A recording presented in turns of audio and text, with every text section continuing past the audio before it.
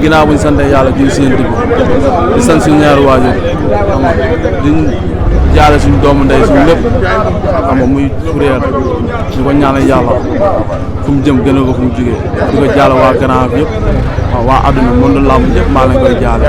di leen jaale Fourrière bu baax xam nga di ko ñaanal yàlla bu baax a baax a baax parce que borom baax la xam nga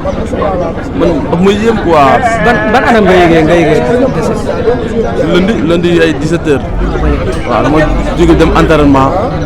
xam nga bu ma yeggee sama costume wax ma ko bu ma waxee mënatuma def dara mu mel ni xam nga mu mel ni kuñ dóor yàq billaa wala sama yaram yëpp simee ko ma toog mënatuma def dara après ma jéggi saa na gars yi man damay ñibbi di moom mënu ma si boole entraînement quoi. lu waral loolu parce que loolu su amee rek yow la mujjee bëri moo tax émotion boobu nekk si yow. non day métti trop parce que borom baax la comme ni ma la ko waxee borom baax la nit ñi la Fourrière barki alxuraan bëri nañ ba pare ba dara ñaaw man maanaam roykaale si man billaa wallaahi parce que musul sigi xool. parce que Fourrière ak Bécaye ba mu taxawee combat bu mujjee bëre balaa yàlla di ko jël ba mu taxawee ñu bëri dañu soo warul tax parce que diggante Grand Yoff ak Grand Médine Fourrière ak Bécaye. non lu leer moom sax si jomam boobu moom lu ma koy wax daf mën a ne mbër làmb la rek bu jeexee rek jeex na làmb la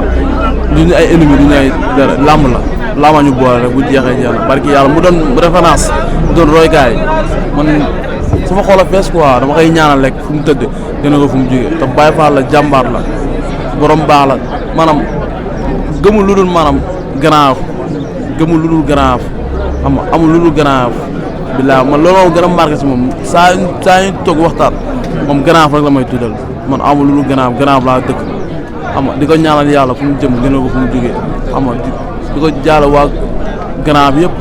xam nga di ko jaale monde làmb di ko jaale sama bopp xam nga di ko jaale yaayam di ko jaale ay magam ndaqam papaam ñëpp maa leen koy jaale waaw. ban relation ngeen amoon avant combat bi wala après combat bi ngeen commencé cette relation yi ñaar. non moom c'est que na relation bu yàgg parce que maanaam lamb la quoi comme ni doon wax lamb la mais dara ñëw suñu écurie di entraîné xam mais bu ñëwee jàmm rek la ñuy seq bu ñëwee dañuy bëgg nekk ak fooree ba keroog suñu combat bu muy taxaw sax maa ngi koy toon naa ko dama la ñëw suñu écurie mu ne ma waa xam naa la ba moom mu may toon sax naa maa doon taxal gan billaahi mais mu doon lu tiis nouvelle bu nga yéegee tiis na suñu trop. dafa métti loolu mu jot rek nit mu génn àdduna. barki alxuraan billaahi wala xëyoon na ñëw sa bopp. non ba léegi boo ma xoolee xam li ba léegi dafa ma jàpp parce que dafa dee ndaw xam nga dañuy sant yàlla comme que maanaam ñun kenn dëkku fi dañoo ñëw mission la rek dañoo ñëw fii pour mottali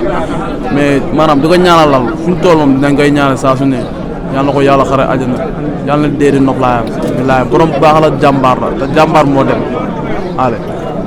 billaahi wallaahi waa Grand Yoff ñàkk nañ jàmbaar boo xam ne gëmuñu gaa am ku mel noonu billaahi wallaahi jàmbaar te Baye Fall la ku mu gis da lay yéene boppam du jàpp mer billaahi wallaahi du jàpp mer man daf may yéem quoi man su nekkuloon mbër wàllu lay doon barki alxuraan parce que man dama koy signaler dama koy jékki saa di ko tooñ naa nga sigil nga xool ma mais moom Baye Fall la xam nga nitu kersa la barki alxuraan di ko ñaanal rek man sama wolof fees aale su may wax si moom damay jooy parce que Baye Fall la barki alxuraan man maanaam roy gaale si man waaw dañoo bëree bëri maanaam mu yar ma man dafa ma yar yeddi ma billaahi wallaahi boo xoolee sama combat musuma daan mbër ñëw yëkkati ko boo seetaanee sama combat musuma bëri mbër lamb jeex ma ñëw yëkkati la parce que may jàpp ne maanaam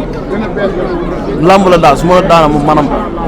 damay dem bëggee samay support affaire mais moom boo yàlla bu ma may ndam si kaw damaa retourné gos yo ma retourné dem si moom wax ak moom billaahi mu nekk nit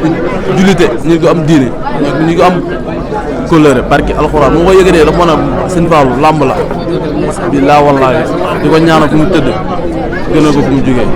loolu am lu koy ñaanal waaw dina waa Grand Yoff tamit xam nga ñàkk nañ jàmbaar barki alxuraan ñàkk nañ jàmbaar ñàkk nañ Baye Fall waaw kontaan naa seen bu baax seen liggéey rafet na trop waaw kontaan naa seen bu baax a baax